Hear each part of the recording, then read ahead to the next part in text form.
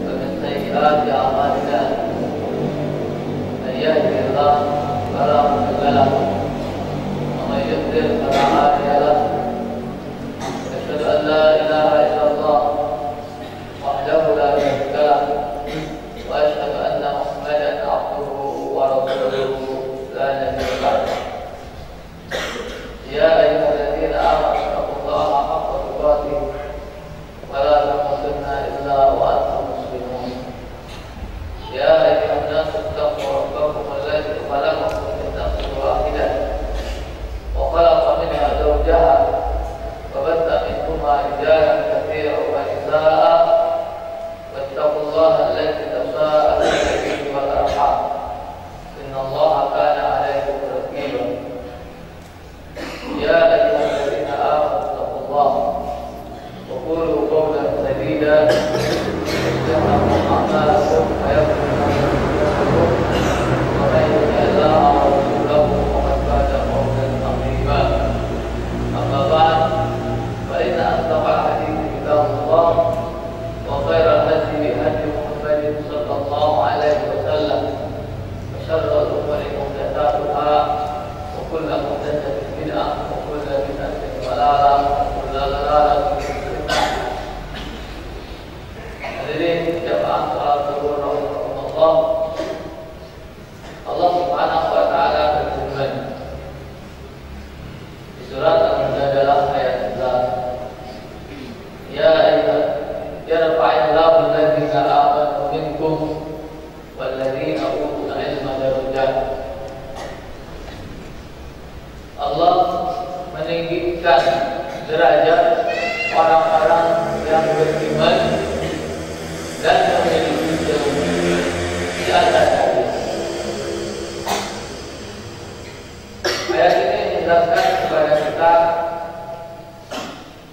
tentang tingginya kedudukan ilmu dan betapa pentingnya ilmu yang dibarengi dengan iman.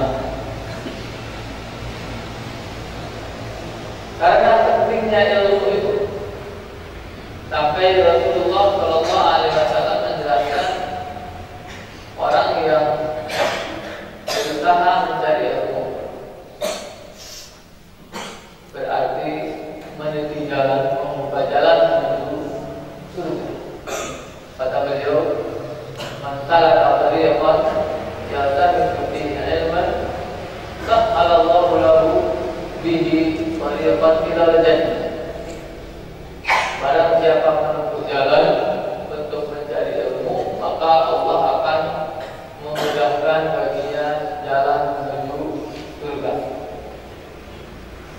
Surga tempat yang didambakan oleh seorang mukmin, seorang muslim. Karena di sanalah Allah Subhanahu wa taala menyiapkan kenikmatan yang sebenarnya, kenikmatan yang hakiki tiada tara. Dan Rasulullah Shallallahu Alaihi Wasallam memberi kabar gembira kepada umatnya bahwa orang yang mencari ilmu itu berarti membuka jalan untuk menuju surga, karena Allah Subhanahu wa taala akan memudahkan jalan itu dengan ilmu yang dimiliki. Ilmu apa dan bagaimana mencari ilmu yang benar? Apa keutamaannya?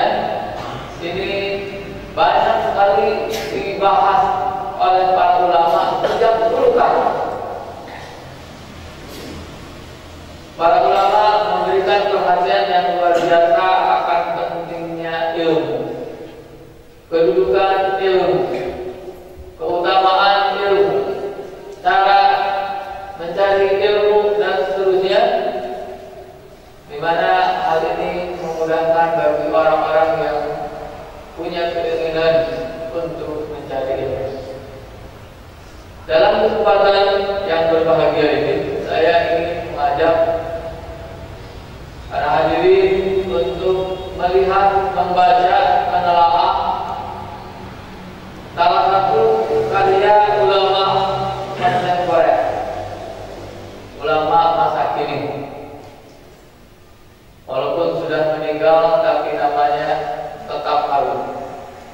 kitab Al-Ilm karangan Syekh Muhammad bin Shalih Al-Utsaimin. Dalam kitabnya ini beliau menjelaskan kepada kita berbagai hal tentang ilmu dan bagaimana cara mendapatkannya.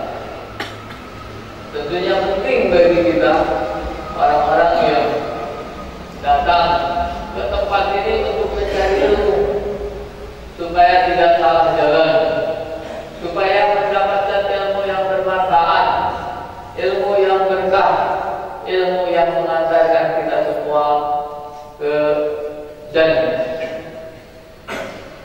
Syekh Muhammad bin Al-Utsaimin dalam kitabnya ini dalam bagian pertama menjelaskan kepada kita tentang definisi ilmu. Beliau mengatakan ta'riful ilm lughatan naqidul jahl. Ilmu, al-ilmu secara lughawi berarti lawan dari al-jahl. Berarti kalau al-ilmu itu mengetahui, lawannya al-jahlu tidak mengetahui. Kalau al-ilmu itu pengetahuan, lawannya al-jahlu kebodohan. Wa huwa idraku syai'i ala ma huwa alaihi idrakan jaziman. Yang dimaksud dengan ilmu yang merupakan lawan dari al-jahlu itu adalah idraku syai'i, mengetahui sesuatu ala ma huwa alaihi, sesuai dengan hakikatnya. Idrakan jaziman, pengetahuan yang pasti. Kalau orang mengetahui cara membaca nun sukun ketika berhadapan dengan dia, membaca nun sukun dalam Al-Quran, nun sukun ketika bertambung dengan dia, bacaannya begini, yakin betul, itu namanya ilmu. Kalau orang membaca daraba Zaidun kalban, daraba Zaidun kalban, kenapa Zaidun kalban? Tidak daraba Zaidan kalbun. Daraba Zaidun kalban karena Zaidun itu fa'il, kalban maf'ul bih, maka Zaidun itu harus marfu, tandanya dhamma, kalban harus mansub, tandanya fathah. Itu namanya ilmu. Dan begitu adanya. Ya. Kalau orang tahu bagaimana sholat, takbiratul ihramnya bagaimana, mengangkat tangannya bagaimana, membaca Al-Fatihahnya bagaimana, dia bisa melaksanakan itu dengan benar sesuai dengan yang diajarkan oleh Rasulullah SAW. Itulah ilmu. Nah, jadi mengetahui sesuatu sesuai dengan hakikatnya yang benar dan pasti, itu adalah ilmu. Kemudian saya ingin menyebut lagi definisi yang disebutkan oleh ulama yang lain. Kata beliau, faqad qala ba'du ahli al-ilmi huwa al-ma'rifah wa huwa mithlu al-jahli, wa qala akharuna min ahli al-ilmi inna al-ilma awdahu min ayyi aswar. Kata beliau, ada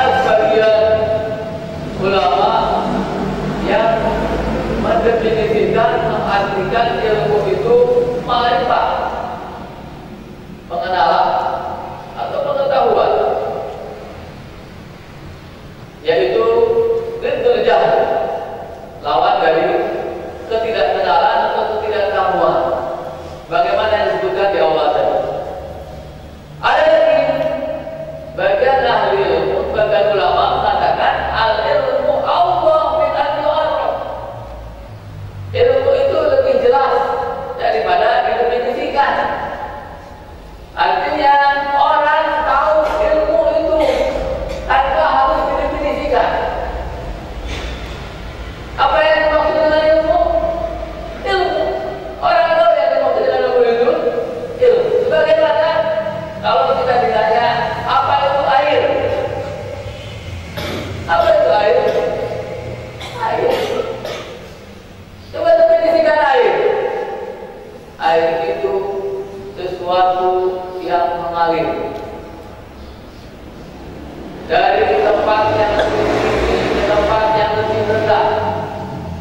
Warnanya bening. Kalau dicampur warna merah jadi merah. Kalau dicampur warna kuning jadi kuning.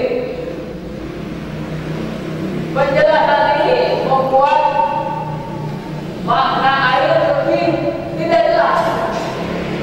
Maka lebih baik tidak dijelaskan apa itu air. Apa itu air? Air. Jadi air. Air itu apa? Air. Tidak usah didefinisikan lagi. Nah, seperti itu pula ilmu. Kalau ditanya ilmu, apa itu ilmu? Ya ilmu. Siapa yang tidak tahu ilmu? Siapa yang tidak tahu ilmu? Tahu semua. Bagaimana kalau orang ditanya tangan? Apa itu tangan? Perlu tak dijelaskan, didefinisikan. Tangan itu adalah anggota badan yang ada di samping kiri dan kanan badan manusia. Jelas definisi itu membuat tidak jelas. Tapi kalau apa itu tangan? Ini tangan. Tangan kanan, tangan. Sebagian ulama mengatakan ilmu itu tidak usah didefinisikan, tidak usah diartikan. Apa itu ilmu? Nah, ilmu saja. Ya. Kemudian ilmu itu banyak. Ilmu itu luas. Setiap pengetahuan bisa disebut ilmu. Maka Syekh Muhammad bin Shalih Al-Utsaimin membatasi apa yang dimaksud beliau dalam kitabnya ini, dan yang akan dibahas juga apa-apa yang disebutkan oleh Rasulullah SAW dalam hadis-hadisnya adalah walladzi ya'nina wal ilmu syar'i. Yang kita maksud dalam pembahasan ini, dalam kitab ini adalah ilmu syar'i. Apa itu ilmu syar'i? Ilmu ma anzalallahu ala rasulihi minal bayyinati wal huda. Ilmu syar'i itu apa? Ilmu apa-apa yang diturunkan oleh Allah Subhanahu wa taala berupa keterangan dan petunjuk. Itu ilmu. Atau ulama lain mengatakan al-ilmu qala Allah wa qala Rasulullah. Yang dimaksud dengan ilmu apa? Apa yang dikatakan oleh Allah dan yang dikatakan oleh Rasulullah. Itu ilmu apa? Ilmu syar'i. Al-ilmu alladhi fihi sana wal fadhu huwa ilmu al-wahyi.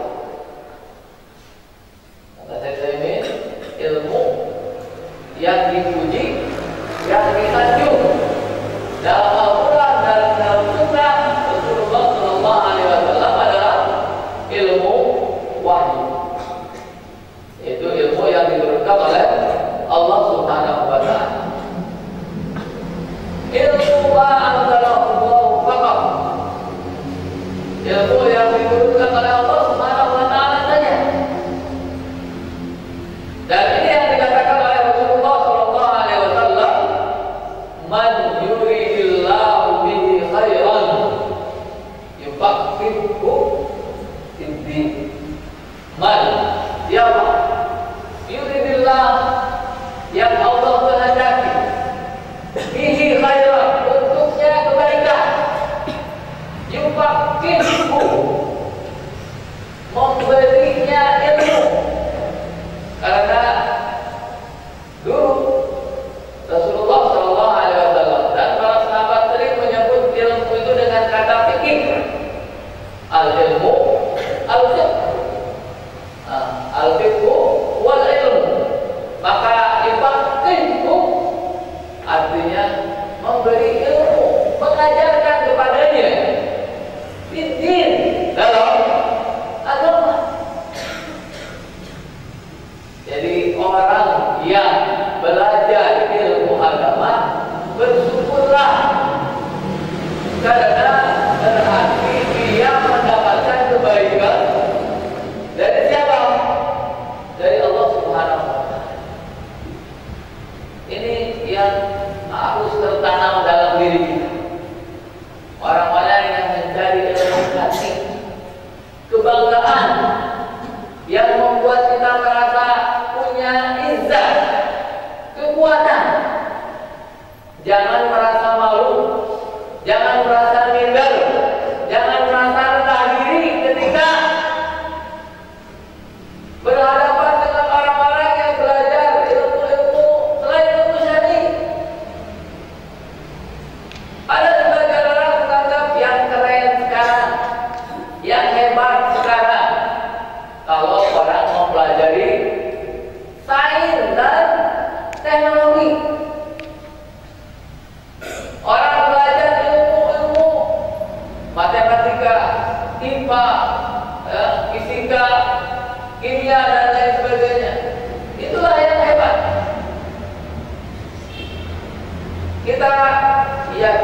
Kita yakinkan dalam diri kita bahwa sebenarnya bukan itu. Yang hebat, yang bagus, yang utama adalah yang dinyatakan baik oleh Allah Subhanahu wa taala. Ini yang kita pelajari. Ilmu yang diturunkan oleh Allah Subhanahu wa taala, Al-Qur'an, Sunnah. Yang kita pelajari ini yang akan membuat kita baik. Man yuridillahu bihi khairan yufaqihuhu fid-din. Kemudian Rasulullah sallallahu alaihi wasallam menjelaskan, innal anbiya lam yuwarrithu dinaran wala dirham. Sesungguhnya para nabi tidak mewariskan, tidak meninggalkan untuk umatnya dinar. Apa itu dinar? Uang, emas. Wala dirham, tidak pula dirham. Apa itu dirham? Uang perak. Rasulullah sallallahu alaihi wasallam tidak merasa bangga dan tidak mau mewariskan itu semua kepada umatnya, hatta kepada anaknya sendiri. Rasulullah sallallahu alaihi wasallam tidak meninggalkan harta